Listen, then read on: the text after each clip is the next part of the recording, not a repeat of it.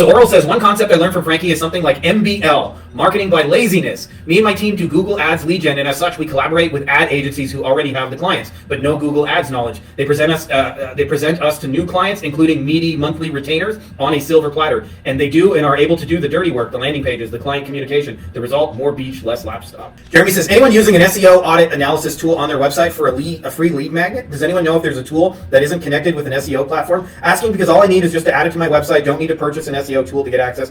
I'm currently using one. If not thinking about building one, it would be strictly used for a lead magnet and getting emails. Would there be a demand for this? Johnny says, a long-term client who passed away and now their kids are trying to manage the business. It is a fiasco, to put it mildly. They're in their mid to late 20s and everything to them should be TikTok, etc. They need to be dropped as a client. How would you manage this?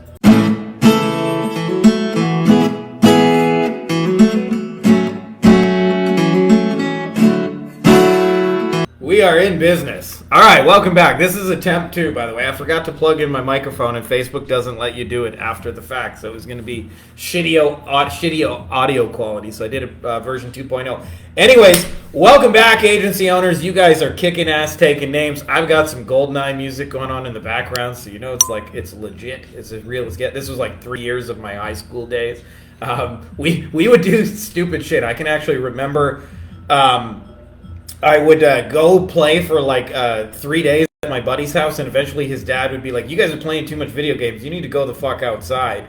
And so we would pack up his system, and we would go to my house, and we would play for like 3 days. And then eventually my mom would be like, hey, you guys need to go outside. You've just been playing games. And then we would go back to my buddy's house, and we would say, hey, we're back. And he would go, you guys just gonna play games again? We're like, yeah, we've been outside for 3 days.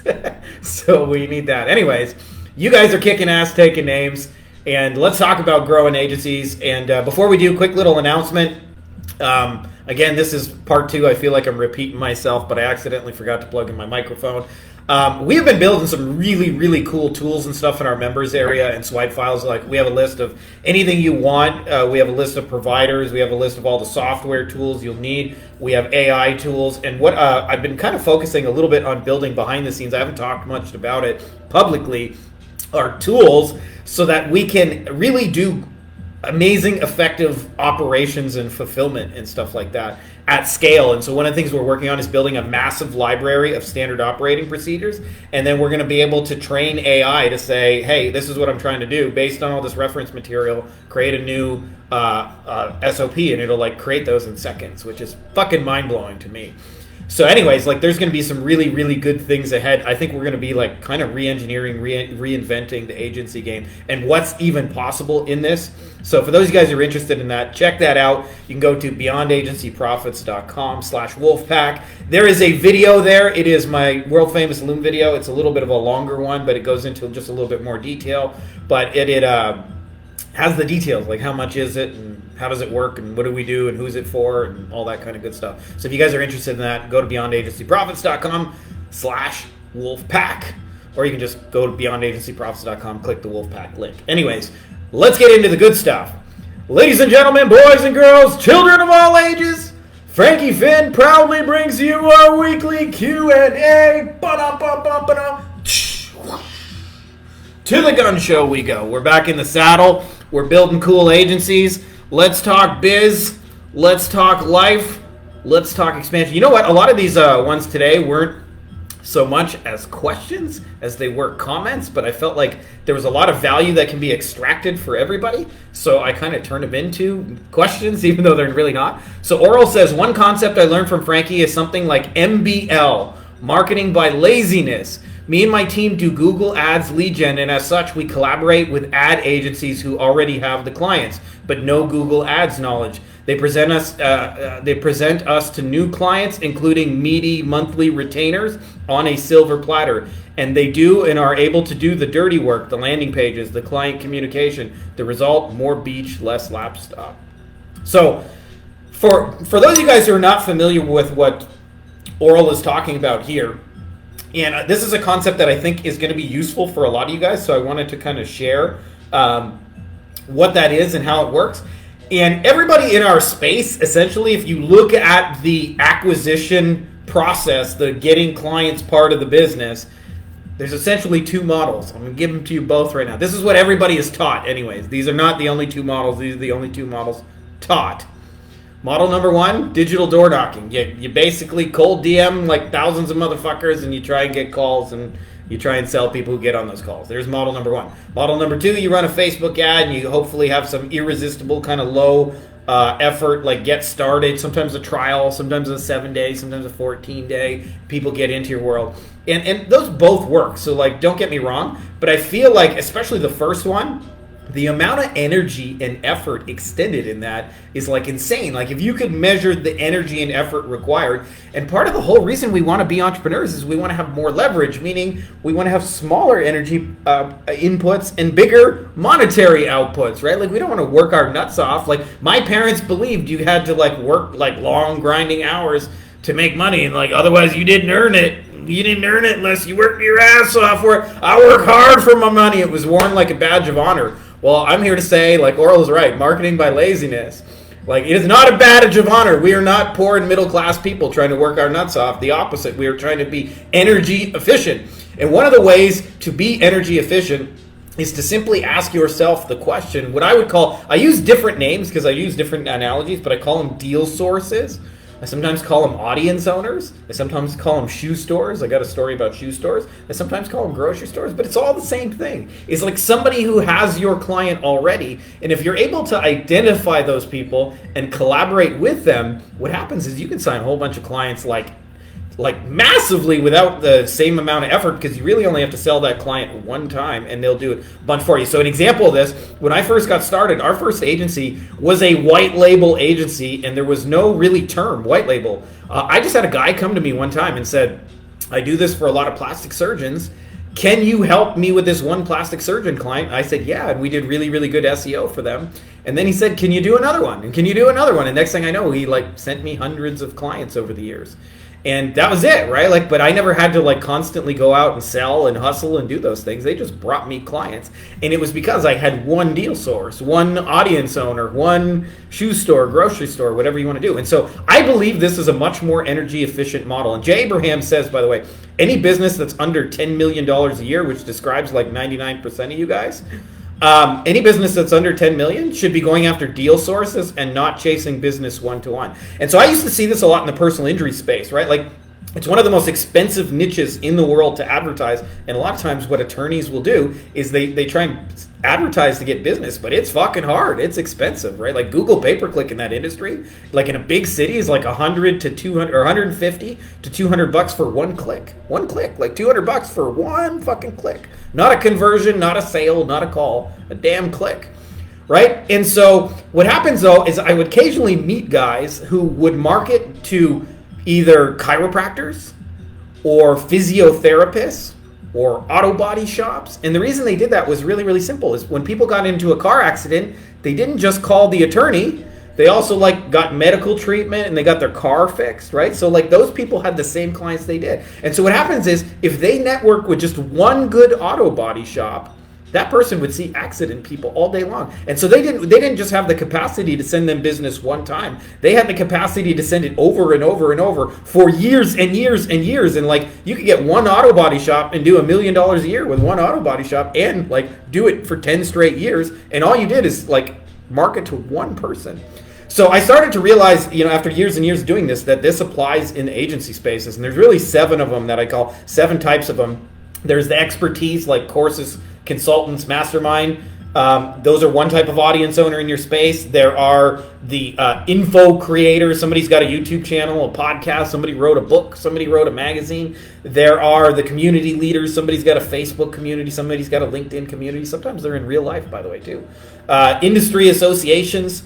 There are also software and tools. There are live events. And then there are other marketing services. Somebody's selling them SEO and pay-per-click and stuff like that. And when I started to look at all those people as potential collaborators, as a way to get your stuff in front of tons of buyers with their borrowed credibility, it's almost like a cheat code. Like it's genuinely almost like a fucking cheat code.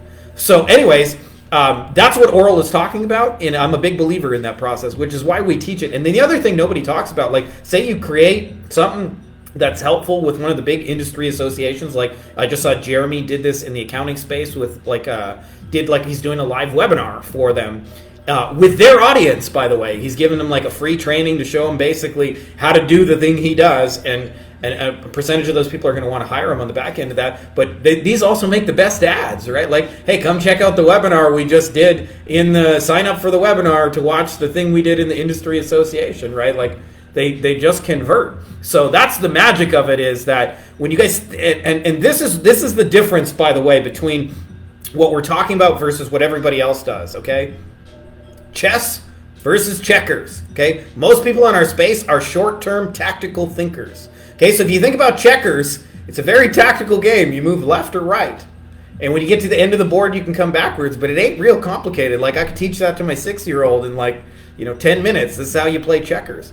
Chess, on the other hand, there are people who play chess for 20 years and still are not grandmasters. Like, it takes a lot of work to be really, really good at chess. And there's a lot of thinking and there's a lot of strategy. And people who are good at chess, this is the difference. They're often thinking 2, 3, 4, 5, 10, 15, sometimes even 20 moves in advance. And so if you understand that, what most people are doing is just trying tactic, short-term tactic. Doesn't work, try something else. Short-term tactic, doesn't work, try something else. Short-term tactic doesn't work. And where we want to be is in the strategic chess playing space. And one of the ways to do that is find the people who already have your audience, create valuable stuff together, allow them to distribute it, and then what happens is it opens the floodgates. And I just know that from experience a few times where it's happened at our own agency, where we blew up because we got in the conference or we got in the industry association, and our stuff just really rapidly expanded. So for those of you guys who are looking to up level financially, that to me is the smartest, best way to do it, is get in front of the buying audiences in your space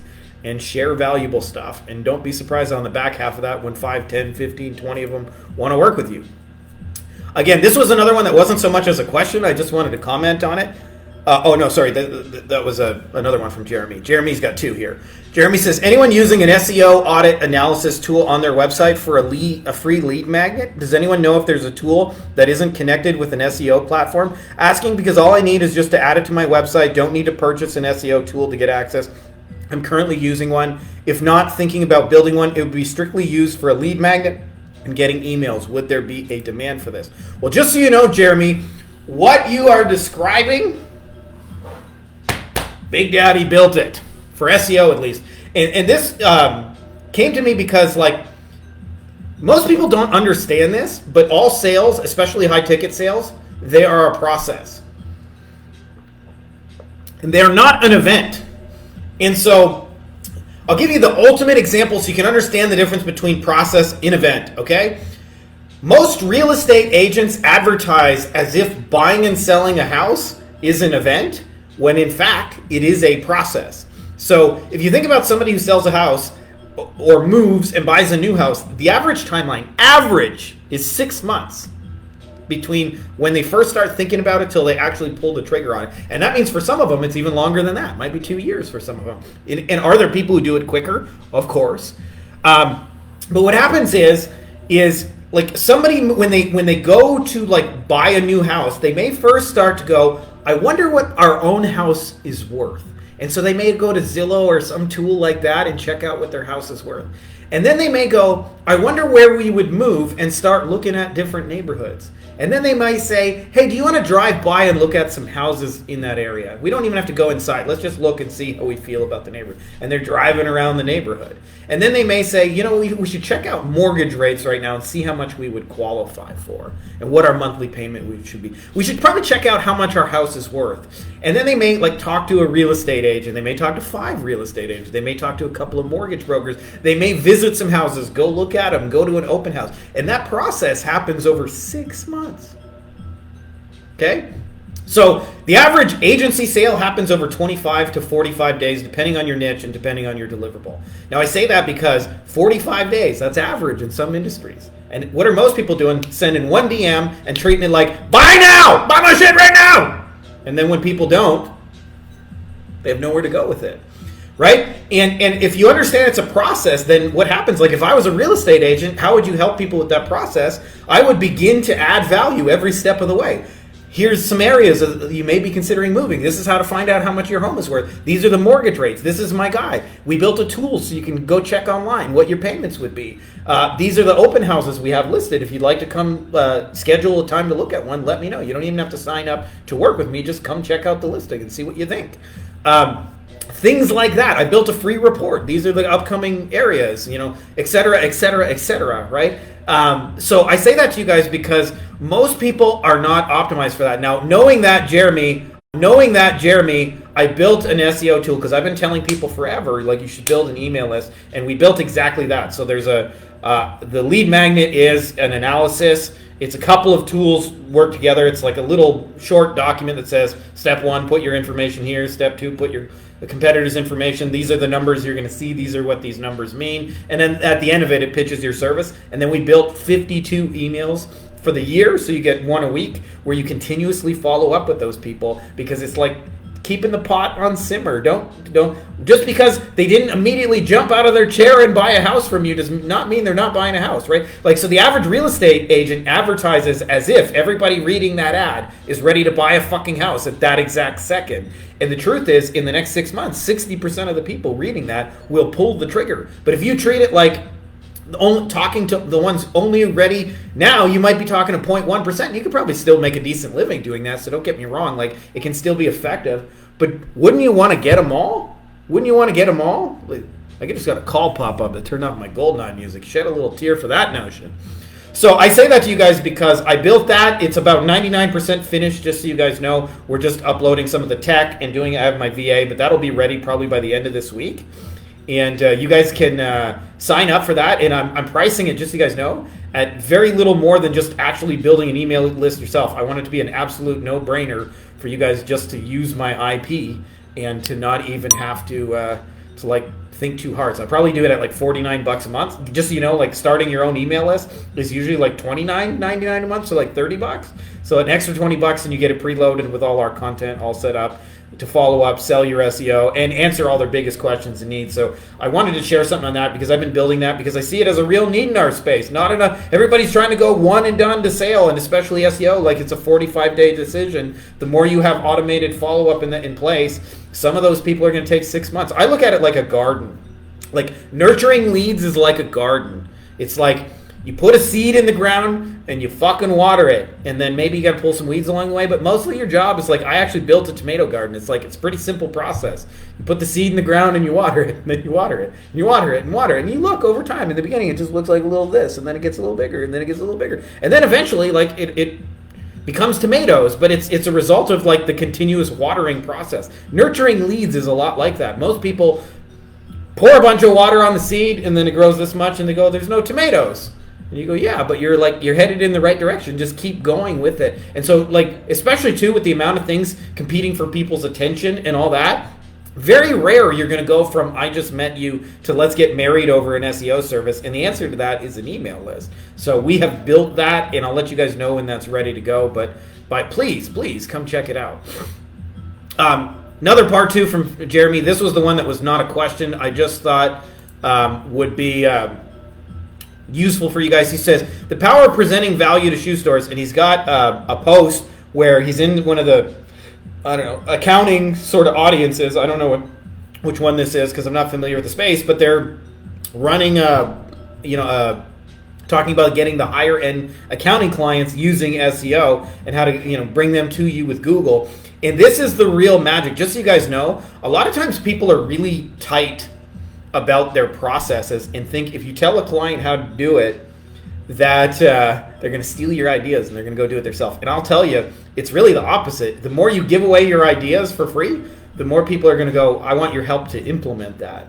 And so, for example, what you'll find is a lot of people, like if you show accountants how to do SEO, as Jeremy is doing, I'll tell you, for every 10 accountants that listen to that, 8 of them are going, well, I'm way too busy as an accountant. I wonder if he could just do that for me. Wonder if he could, and that's the whole point, right? He gives away the ideas. He shows them this is how you rank, this is how you get the bigger stuff. These are the keywords you want to optimize. These are the things you want to build for. This is the type of content you want to build out. These are the type of Google reviews you want to get. And ultimately, a percentage of those people are going to like, I don't want to fucking do that. Jeremy, just do that for me. By the way, this happens sometimes on Facebook Lives. Is I don't see always your comments and stuff like that. So if you guys are leaving comments, I ain't seeing them. So if you guys are asking questions, or maybe nobody's here, that's always cool too. So anyways, but I want to share that with you guys because there's a tendency to think I have cool ideas, but if I give them away to people, they're going to steal my ideas. And I'll tell you, once a business reaches a certain level of success where they're investing in marketing and they have a team, it no longer makes sense to steal anybody's idea. In fact, the opposite. It makes sense to pay people because what happens is a lot of times beginning agency owners often think, because every decision is a money decision when you're starting out because you don't really have excess funds, that other people would treat money the same way you do. But what happens is after you have success, the whole point of money in general is to buy back your time. So like for me personally, like we have someone who cleans my house. That's me buying back my time. I got a gardener who takes care of my plants and maintains shit in my yard and looks after my chickens.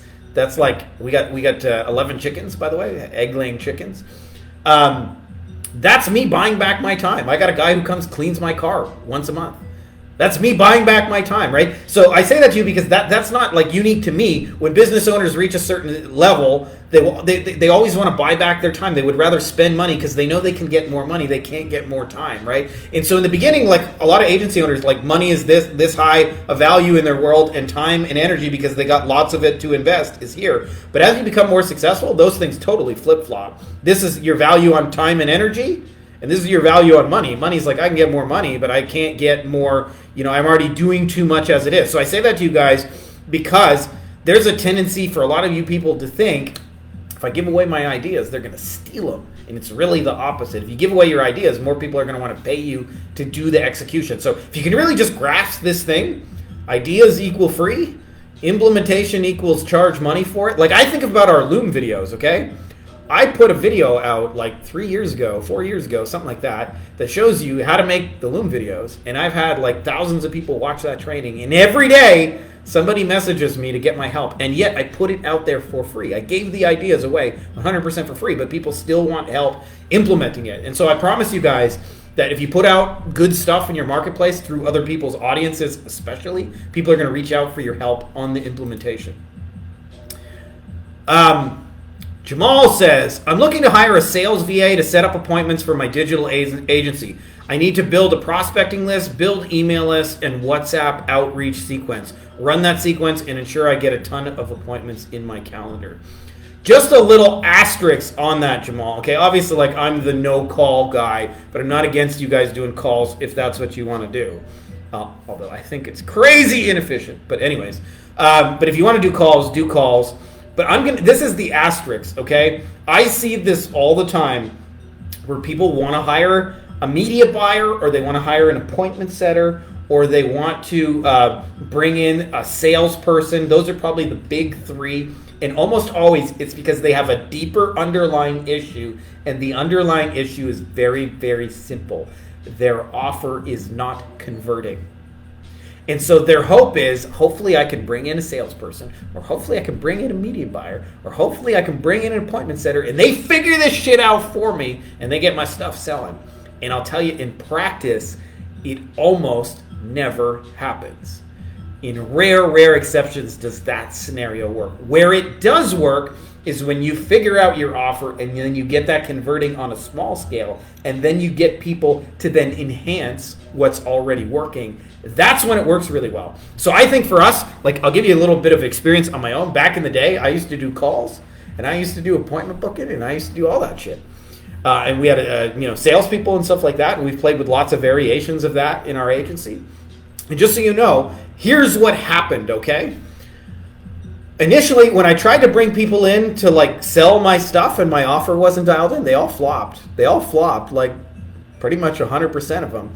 And I remember eventually I just took it over myself and eventually just kept working. And eventually we had an offer that was working, and we had a sales guy that could sell it. And then I remember we had a service we hired, which was it would get us 100 book calls off of LinkedIn for like 10 grand. So $100 a call. And they would go through and they would message our target clients. Well, that offer worked pretty fucking well only because our offer was working. In fact, they didn't even come up with anything. They just took our working swipe file. So for example, we had a webinar that was working, and they just went over to LinkedIn and said, invited people, would you like to watch this webinar? That was their whole funnel. But they didn't come up with a new funnel. They simply found new media for an offer that was already working. So I share that with you guys because I don't think enough people realize appointment booking and media buyers and salespeople work really, really well when the offer is dialed in. When they don't, and you're looking for them to cover up those things, which is like 9 times out of 10 the case for most people, they do not work, and you end up just thinking everybody's stupid and you don't know how to hire people. So this is my way of saying they're good at amplifying, they're not good at fixing those problems. So if you got problems, fix them first and then amplify. Josh says, when prospects see you as the expert, sales resistance drops. By the way, this was the week of like, I missed a question. Johnny says, sorry, let's go back. Johnny says, a long-term client who passed away and now their kids are trying to manage the business. It is a fiasco, to put it mildly. They're in their mid to late 20s and everything to them should be TikTok, etc. They need to be dropped as a client. How would you manage this? So, Johnny, I'm going to drop like the ultimate Seinfeld reference for you. So there's an episode where George breaks up with a lady named Moira, something like that. One of you diehard Seinfeld fans can correct me on the reference. And one of the things that happens in the episode is George comes up with his breakup script, and he says this magic phrase, "It's not you, it's me." And so when it's not you, it's me, it's like, hey, I'm going a different direction and it no longer makes sense to service you. And I tell you, I didn't know this in the beginning, but you can fire clients easily, by the way. And the best way to do that is it's not you, it's me. But I suggest, and this is a thing I don't think enough people, like, play the long game and be kind and be courteous and shake hands and part as friends. Don't be like an asshole about it, like word gets around. I think about some of the worst clients we've ever fired. And you know, like, I still fired them friendly, even though they were not friendly to us throughout the experience, and just said, hey, I don't think this is going to work out. I can think of, like, you know, one in particular, like, they like raised their voice at me and got all aggressive, and, you know, I just said, hey, like, it's not you, it's me, got to break up. And funny enough, on the Seinfeld episode, Moira, I think her name is, she doesn't take it. She's like, no, that's not a good enough reason. And so she's the first girlfriend that says no, and so he breaks up with her, and he's still in the relationship and can't get out of it. And she said, you know, your reasons were flimsy at best, kind of thing. But I'll tell you, this works, right? So, like, and one of the best ways to do this is just to say, hey, we're focusing on this thing going forward, and it doesn't make sense to give you guys a half-assed whatever, right? So in their case, like, they want TikTok and they want all those things. You go, hey, we're doubling down on SEO, or we're doubling down on pay-per-click because that's what's working really, really well for us. And it would be a disservice to give you guys half-assed TikTok, or to give you half-assed, you know, whatever. Half-assed videos. So for that reason, like, we're just going a different direction. It's not you, it's us, and we want to just thank you so much. We really appreciate your trust and blah blah blah. And, like, get the fuck out of Dodge, man. Get the fuck out of Dodge as fast as you can. As Ash Ramdeep would say, hit it and quit it. Ejaculate and evacuate. Right? You got to get in and get out. So when I say that, when a client has, like, in your case, it's not even really the client you signed up with, because the original owner died, and now you're left with the kids who have, like, a totally different idea and dream and vision, and they didn't really build the business, so they have no idea what the fuck they're doing anyway. Like, hit it and quit it. And you do that with, it's not you, it's me. Thank you so much for the opportunity. We really appreciate you. And by the way, like, this is something that we do that not everybody does. When clients cancel, send them a thank you note for the opportunity, and you'd be amazed at how many of them and let them know that if you want them back, by the way, don't say this to everybody, but if you want them back down the road, let them know the door is open later. And you'd be amazed. Sometimes people try out another agency, realize, hey, like, my last agency was actually doing a really good job, and then they come back a year later. That happens when you play the long game. So anyways, but it's not you, it's me. That's how you break up with clients. That's the easy way. Josh says, when prospects see you as the expert, sales resistance drops. So this is a thing that not enough people talk about in our space. Again, this is another one of those. It wasn't really a question this week, but I just had stuff I wanted to say about it. If you could measure expertise out of 10, the way most people prospect, doesn't even get you like 2 out of 10 in terms of expert status, right? And there's a reason for this. I've mentioned this before, okay? There are 3 levels of positioning, and all the money is made at the top, and good money is made in the middle, and real shit money is made down here. So the lowest level of positioning is what I call Jerry Generalist. It's when you do a lot of shit for everybody. Nobody sees you as really good at any one particular thing. You often get like referred from it, but people are not like madly in love with you.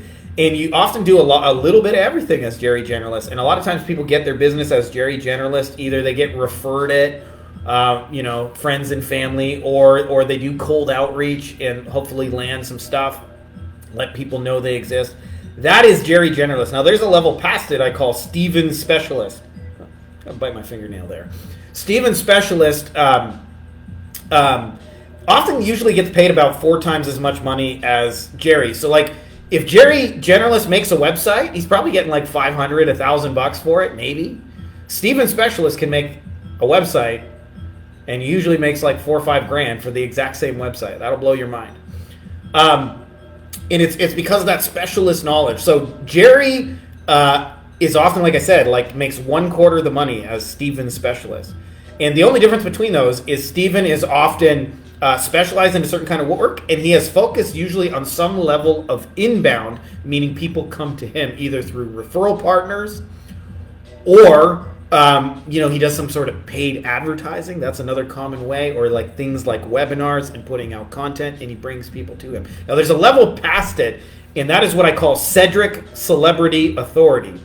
And Cedric Celebrity Authority usually makes 4 times as much as Steven. So that means like literally, if you think of Jerry Generalist at the bottom, Steven makes like 15, 16, 20 times as much for the exact same work, right? So if Cedric Celebrity Authority makes a website, like he's probably charging 20, 30 grand for a single website. At the bottom, that person's struggling to get somebody to pay $500 for a little WordPress design, right? And the difference, by the way, between Steven Specialist and Cedric Celebrity, they're the same thing with one distinct piece, is Cedric Celebrity Authority has created media pieces that create a reputation before people talk to him. So often this means they have a book.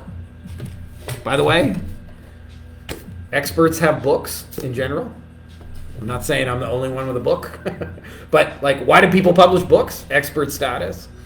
Speak on stage. They often get endorsed by other experts. They sometimes have media pieces like podcast interviews, magazine articles that are often written about them, and then all sorts of other things within there. Like they can be written about, they can be in blogs and things like that. But they have usually used the process of media to introduce their reputation before I talk to them. Now, I'll tell you where I first learned this. I read Russell Brunson's Expert Secrets, and he talked about his intro. And I thought back to a time where my cousin was dating this guy in Canada who lived in Toronto. My cousin's from Toronto as well. And they were on a music station called Much Music, which was like Canadian MTV. For those of you guys who were young, there was a time when MTV actually played music. Well, Much Music was the Canadian version of MTV. It was almost identical, except a little more A and a little more politeness. And I remember he said, if you want, I can get you on the show. And I was like, I didn't really have any interest on the show, but I have 2 half-sisters. They were the same dad, different mother, and they were visiting. And they said, we would love to be on Much Music. So I said, let's go. And I called in a favor, and we went to Much Music. And I remember going to the TV taping. And I remember in the beginning, the guy would hold up an applause sign behind the camera, and they also had a light on that would say applause. And they tested the audience, and they went, applause, and the people kind of, polite golf clap. And over 20 minutes, the producer trains them. He's like, no, like we're on live TV. You got to be like, woo, fucking yeah, go fucking nuts, right? So that's what they did. They went, woo, fucking woo. We went nuts. And I remember after they trained them for 20 minutes, I remember, my sisters and stuff and the crowd being there. They said, okay, coming up after the break, star the new, the new song by blah, blah, blah. And they went, fucking yeah. Now, most people in that audience had no idea who that person was. They were just going, yeah, because TV told them they should. And then they came back from the break and they did it again. And they went, ah! They all went crazy. And then the host of the show introduced them. Hey, guys, put your hands together for this fucking band. Well, before that person has opened their mouth, 3 different times media has introduced them. The crowd went crazy before and after the break, 2 separate times. The host introduced them and said they're awesome. And so what happens is, if you understand this game, when you want to be Cedric Celebrity Authority, is you get media to introduce you, and you specialize in a niche. And what happens is, not only can you charge more money, but it's easier. It's easier for you as Cedric Celebrity Authority to sell a $20,000, $30,000 website than it is for Jerry Generalist to sell a $500 site. That'll blow your mind, because people seek out Cedric Celebrity Authority because he or she is considered the best in their industry at what they do. So if you think in our industry, by the way, I'll throw out some names that have done this. Alex Hormozi, Gary Vee, Russell Brunson, Frank Kern, right? Like, these are internet marketers that have positioned themselves as Cedric Celebrity Authority. And how did they do that? Well, they specialize in some shit, and then they use media to introduce them. Like, think about how many times many of you guys have seen Alex Hormozi speaking on stage and doing shit. You never met the dude, right? But that's his media introducing him. So I say this to you guys because if you want to make sales easier, the secret in my mind is to know how to engineer that media on purpose and to pick a specialty, and you'll be able to charge way more money. You'll have way higher caliber of clients, and it's actually fucking way easier. And I'll tell you the biggest reason most people don't. 2 reasons. Reason number 1, they don't think they can do it, or they don't know how. And number 2, and this will kill a lot of you guys, because it's upfront work. It's actual fucking work. And you got to, like, give before you receive. But if you're willing to do that, what happens is, like, you make all the acquisition stuff downhill after the fact. Because once you have like 10 to 15 media pieces that introduce you, and so Russell Brunson mentioned this in Expert Secrets, and this was the first time it really clicked for me. And I'll tell you how, like, we immediately applied it. So Russell Brunson was talking about the fact that he would go speak at different stages. He would, like, get invited to speak, and he see, like, sometimes, like, we'd walk off to the back of the room and I would sell like $100,000 worth of business, and sometimes, like, I would do nothing. And he's like, in the beginning I thought, well, maybe this conference is good or that one is good, and he didn't really have a real explanation for why it was happening. And then one day a guy said, watch how you're introduced. And he noticed the events where he sold a lot, the guy, like, really hyped him up good. He was like, I'm going to tell you, this next man is a living legend. You guys are going to need to pay attention because Russell Brunson is coming out easily. And, like, the person would, really raise their status before they talk. And when he wouldn't sell a lot, the person almost always went, this is Russell, and he's going to talk to you about some Facebook ads and some funnels. So put your hands together, and there you go.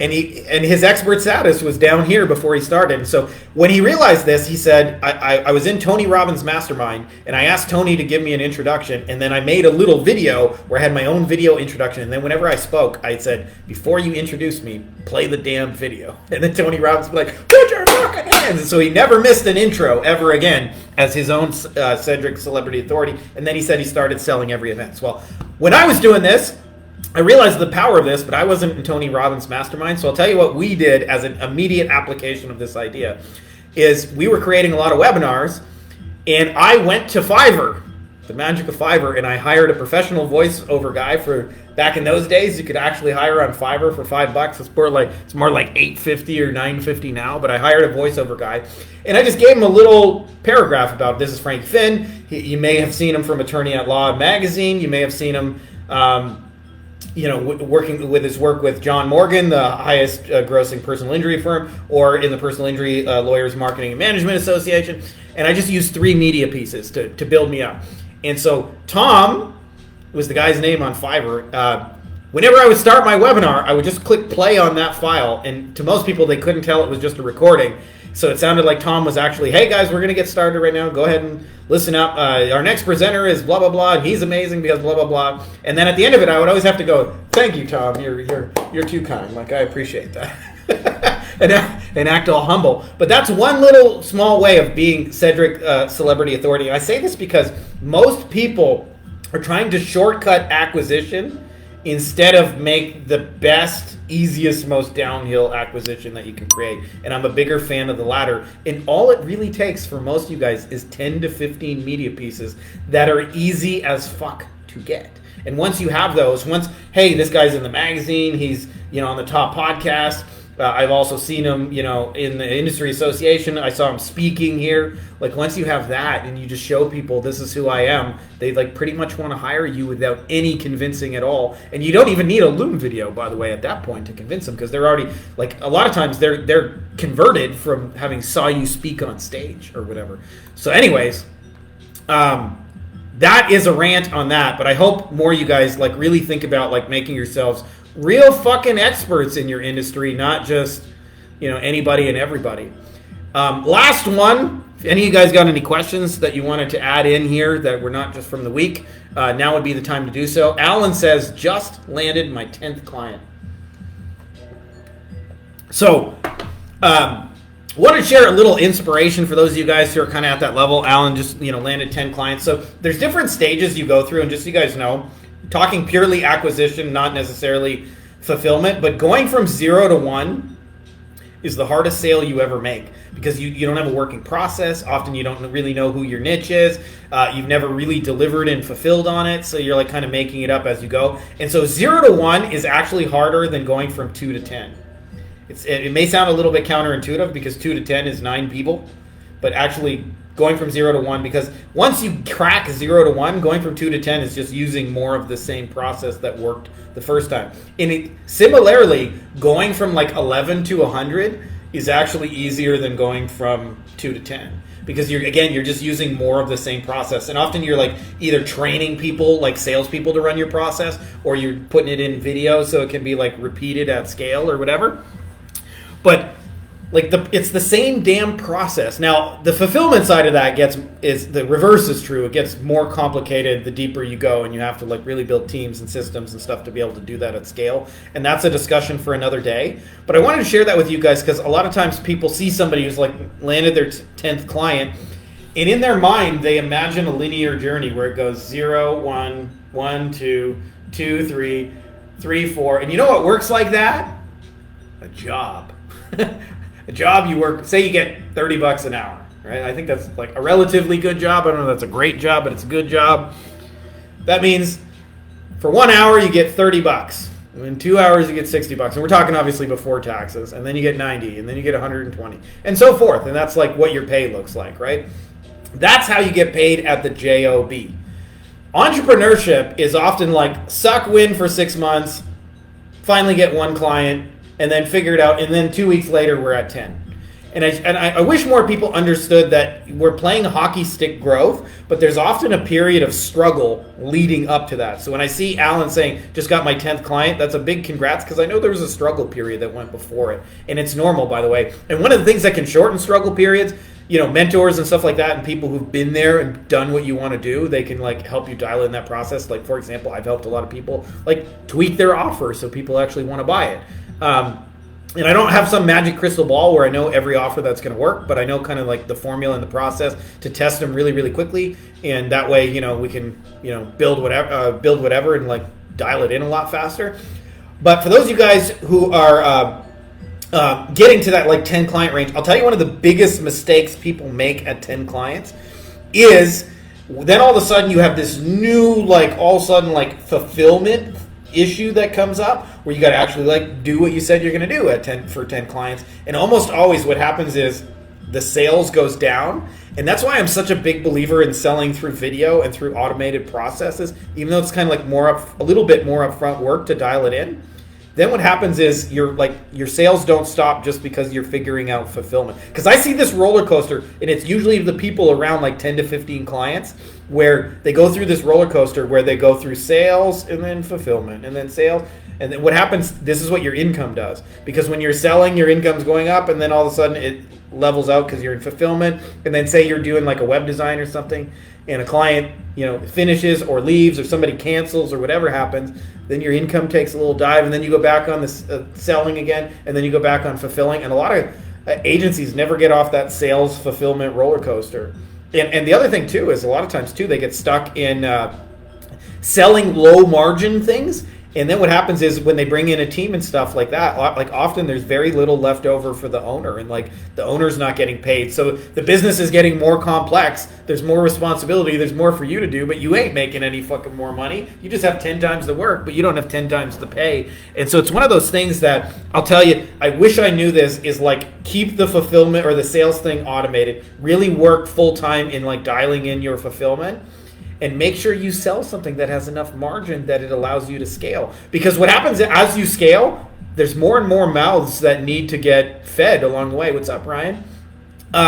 So like, for example, like in the beginning when I started selling our Facebook ad service to personal injury attorneys, I think we charged in the beginning $2,000 a month or $2,500, somewhere along that range. Don't quote me on the numbers. I'm just going from memory.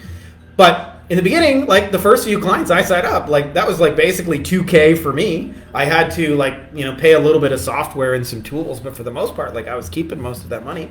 And then what happened is we got to a certain size and I had to bring in some fulfillment help. And now like that person expects a paycheck before anything else. And so we needed some fulfillment help. And then we got a little bigger and then I had to pay a salesperson. You better be damn sure the salesperson wants paid. And then what would happen is, by the way, is we would get $2,500 a month and it would cost me like $5,000 in the first 2 months to fulfill on that. So like literally month 1 and month 2, I didn't make a penny of that. It was only month 3, month 4, month 5 when the client stayed that we started to see that actual recurring income come in place from those deals. So I say that to you guys because there's a lot of hazards also in being around 10 clients.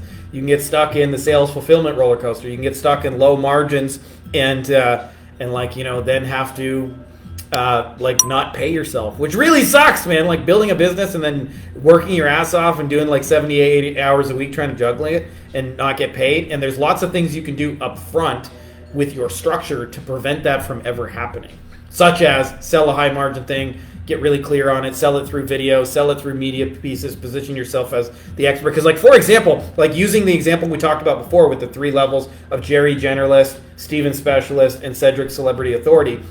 If you're Jerry Generalist and you're selling $500 to like $2,000 websites, you're gonna have a really hard time like once you need to hire help and pay for ads to go get those people. As where Cedric Celebrity Authority might be selling the same website for like $25,000, right? Well, he's going to be able to afford to pay for ads to go get those people. And he's going to be able to afford to hire help to fulfill on it and still keep like 10, 15 grand every time he does it, right? So a lot of this is, like I said, is just a structure issue. And so you want to, like when you're at that 10, 15 client level, you want to structure it intelligently, because if you don't, it will be impossible to grow. Like you literally won't have the margins to grow. You'll be constantly on the sales fulfillment like hamster wheel, and it'll just suck, man. It just really sucks when you're in that space, because you're working your nuts off, but you're not really getting ahead. And like nothing like drives me crazy personally, like when you're working constantly to get ahead and you're not, man. Like that shit'll make you cry. Shed a little tear for that. So anyways, that's all I got for you guys right now. Old man yells at cloud with some GoldenEye music going in the background. As I mentioned just in the beginning, we've been making some really, really awesome, like sophisticated tools inside the Wolfpack members area. For those of you guys who are like looking at taking your agency to the next level, and to me, what I'm most proud of is when people eliminate things, when they eliminate meetings, when they eliminate phone calls, when they eliminate complexities out of their deliverable, when they eliminate hard to sell offers and replace them with easy ones, when they eliminate like having to do this Han Solo and they have, a good team in place. When they eliminate, like confusion and they replace it with SOPs and like design and structure. When they eliminate, client confusion and replace it with systematic reporting and replace it with, systematic updates so that everybody feels informed. And when a lot of that is managed by tools, technology, and people, so that you, the owner, are getting the essential things done, but you're not the one pushing the buttons and moving the levers. It's an easy business to build a prison. So for those of you guys who are interested in checking out some of those things, I haven't updated the Wolfpack video in a while, but I'm going to do that probably this week. But you can go check that out at beyondagencyprofits.com/Wolfpack. We are building some what I think is insanely cool shit. So anyways, for those of you guys who are interested, check out those links. That's all I got for you this Monday. Much love. Happy Monday. May the force be with you. You guys are awesome. And we appreciate you guys. We really do. You guys I don't know. You guys make this fun. Now I'm gonna go listen to my GoldenEye music. So talk later, guys. Guys, if you like this video, you're also going to want to grab some free bonuses, which you can get at our website, Beyond Agency Profits. To make it easy for you, I've put the links to it in the description of this video, as well as pinned in the top comment. And we've got a couple of awesome things. This is what you'll get after you sign up. You get some of our best training, how we're closing clients over Loom videos, how we sometimes sign clients that is not a misprint for under $5 US.